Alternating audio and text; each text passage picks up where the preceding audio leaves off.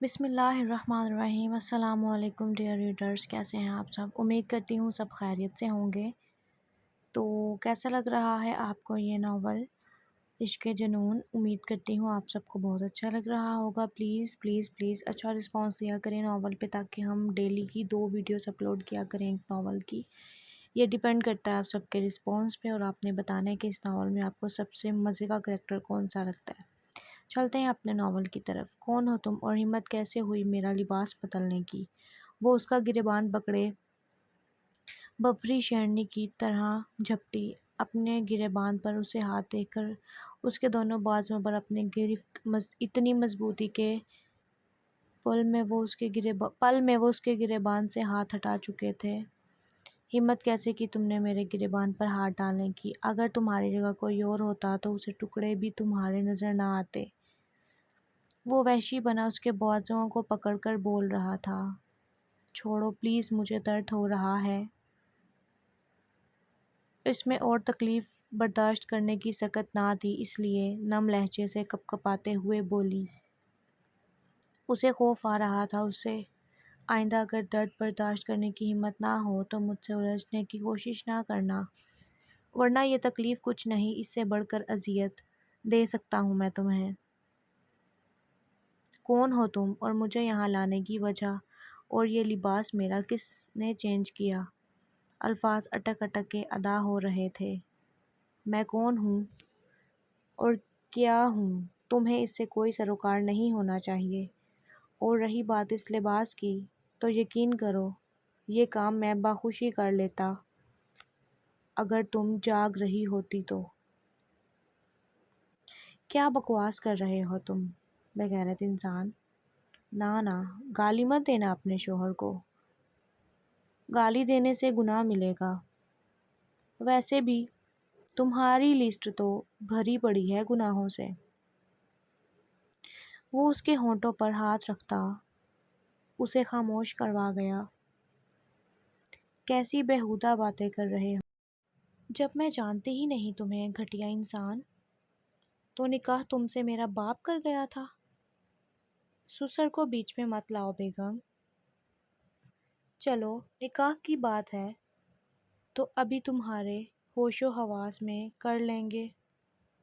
وہ اس کو خود کے قریب کرتا ہوا بولا۔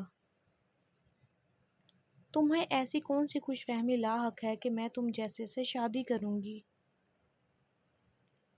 اوہ میری جان، مجھے کوئی خوش فہمی لاحق نہیں، البتہ تمہیں غلط فہمی لاحق ہے۔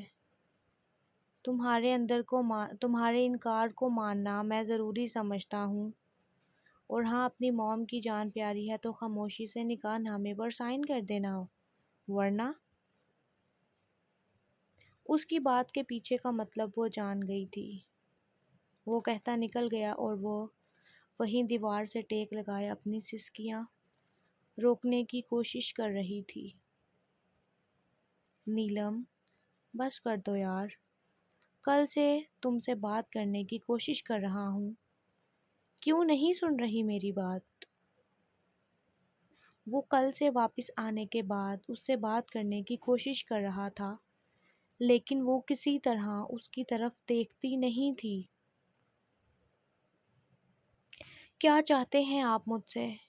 یہ دیکھے میرے بندے ہاتھ، معاف کر دے مجھے، غلطی ہو گئی مجھ سے جو آپ جیسے شخص کے ساتھ نبھانے کی ناکام کوشش کر رہی تھی۔ وہ ہاتھ جوڑے کھڑی تھی۔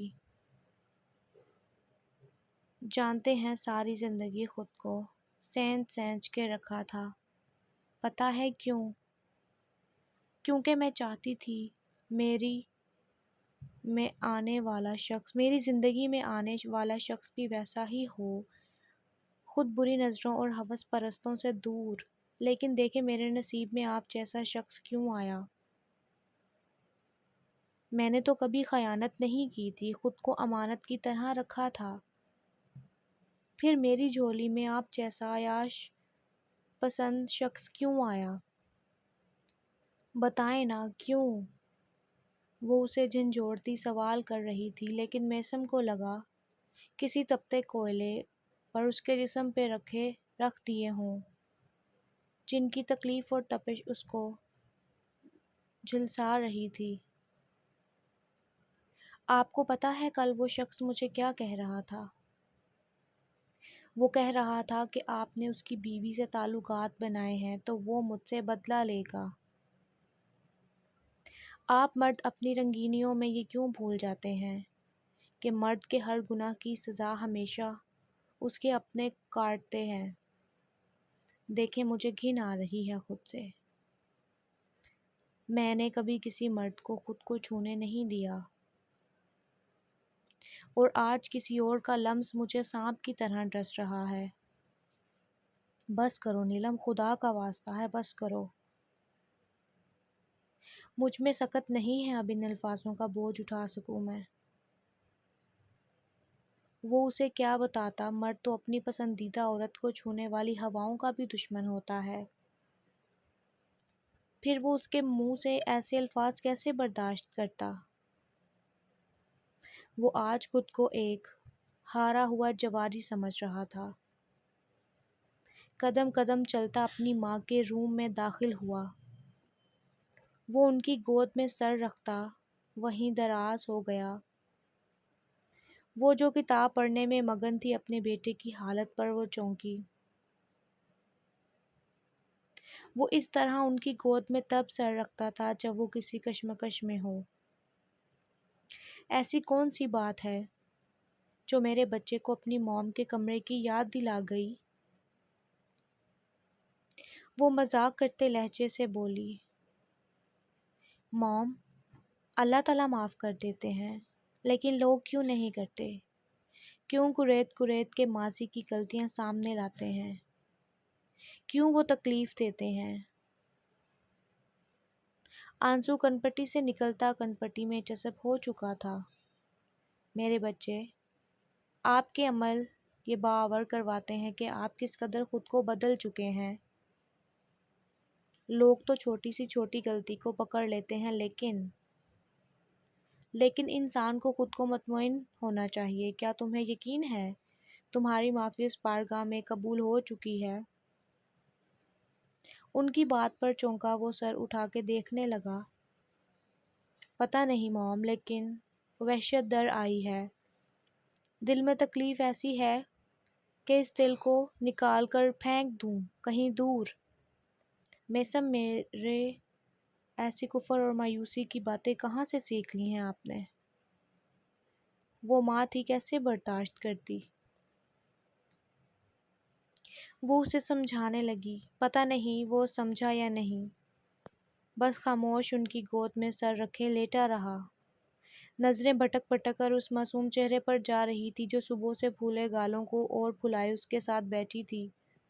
وہ کب سے باہر نظریں ٹکائے بیٹھی تھی، لیکن یہ بات سامنے بیٹھے فریق کو بالکل پسند نہ آئی۔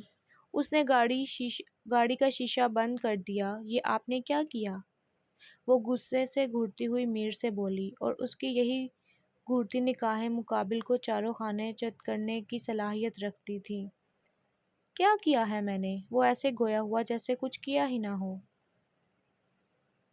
آپ کو شرم آنی چاہیے۔ کیا اپنی بیوی کو کوئی ایسے تنگ کرتا ہے؟ وہ منہ بسوڑتی معصومیت سے لہجے سے بولی، میری کیا مجال جو میں اپنی لٹل بٹر فلائی کو تنگ کروں؟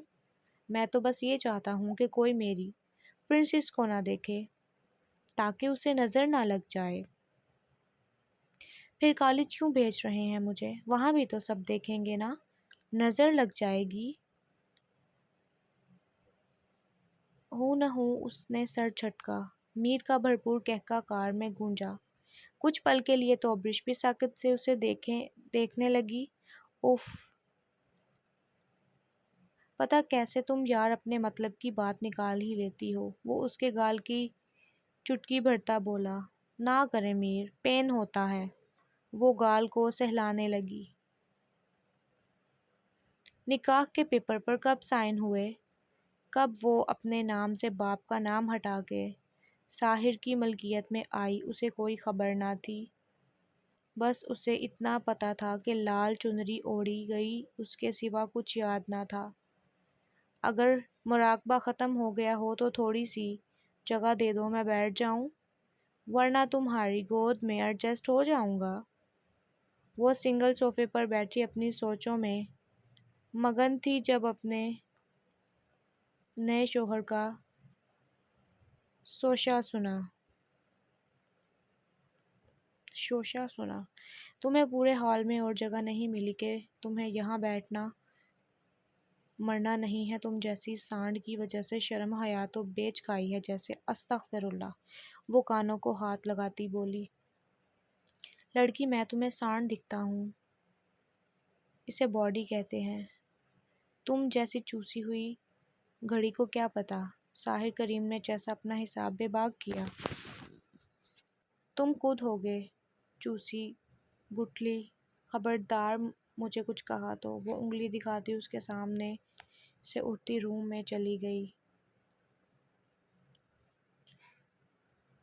وہ بالوں میں ہاتھ پھیرتا گھر سے نکل گیا۔ وہ فی الوقت اسے تنگ نہیں کرنا چاہتا تھا۔ سر، آپ کی میٹنگ ہے 2 بجے۔ سیکرٹری کی بات پر چونک کر دیکھا۔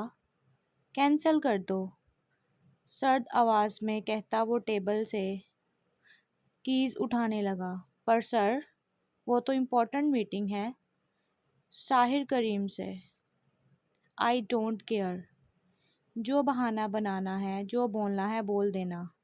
اسے ابھی میٹنگ سے بھی ضروری کام ہے مجھے۔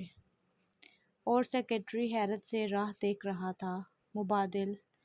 یہ سر وہی ہے جنہوں نے کبھی سخت بیماری میں کوئی میٹنگ نہیں چھوڑی، چاہے وہ کتنی معمولی سی ہی کیوں نہ ہو۔ لیکن آج تو ایسے حیرتوں کے گوتے لگ رہے تھے۔ وہ فاسٹ ڈرائیونگ کرتا، آدھے گھنٹے کا سفر وہ 15 منٹ میں طے کرتا کالج کے گیٹ پر پہنچا۔ تم لڑکیوں کے جھرمٹ میں وہ سفید مومی گڑیا سب سے نمایاں تھی۔ اس کے اتنی نظریں اٹھا کے سامنے میر کو دیکھا تو خوشی سے بھاگی۔ لیکن میر کی نظر اس کے پاؤں میں پڑی جن کے شو لیسز کھلے ہوئے تھے۔ اگر وہ گر جاتی تو وہ لمبے ڈنگ برتا فوراً اس تک پہنچا۔ میر! اسے خود کے قدموں میں بیٹھے دیکھ کر چونکی۔ جو نیچے بیٹھا اس کے شوز کے لیسز باندھ رہا تھا۔ اس کی نگاہیں اٹھی تھیں ان دونوں پر، کوئی اشتیاق تھا تو کوئی حسرت کی نگاہ سے دیکھ رہا تھا۔ میر! میں کر لوں گی۔ سب کی نظریں خود کی جانب دیکھ کر وہ کپکپا گئی تھیں۔ اگر میرے ہوتے ہوئے میری لٹل بٹر فلائی کو جھکنا پڑے تو میرے ہونے کا کیا جواز بنتا ہے؟ وہ اٹھتا، اس کے ہاتھ پکڑ کر کار میں بٹھاتا، دوسری طرف خود بیٹھا اور کار سٹارٹ کی۔